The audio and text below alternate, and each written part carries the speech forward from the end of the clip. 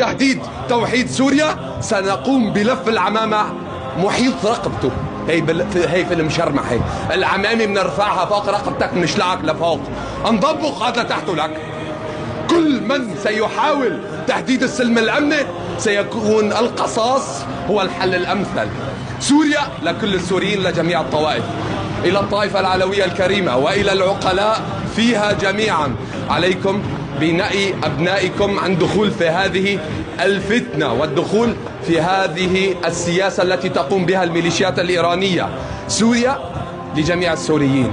رأيتم جميعا كيف كانت إدارة العمليات العسكرية وكيف كان التعامل مع المدنيين ومع جميع الطوائف، ونحن مصرين وسنبقى جاهزين، مدنيين وأعلاميين وناشطين وثوريين، بالإضافة إلى إدارة العمليات العسكرية، مصرين على أن سوريا لكل السوريين ومع السلم الأهلي. حاليا جميع المدن والمحافظات انتفضت ببيانات لتكون مع محاسبة المجرمين. نحن لن نتساهل أبدا مع من ارتكب الدماء بحق أهلنا المدنيين وبحق أي مدينة تم ارتكاب فيها حتى ولو كان منذ سنوات.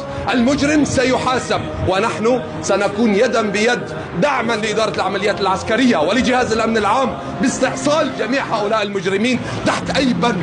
وكل شخص يقوم بدعم أي تصريحات للميليشيات الإيرانية بعد سفك جميع هذه الدماء، أكثر من 1,000,000 مدني في سوريا استشهدوا، ما بينهم أطفال ونساء، والآلاف من الثوار الذين قدموا أرواحهم من أجل تحرير سوريا.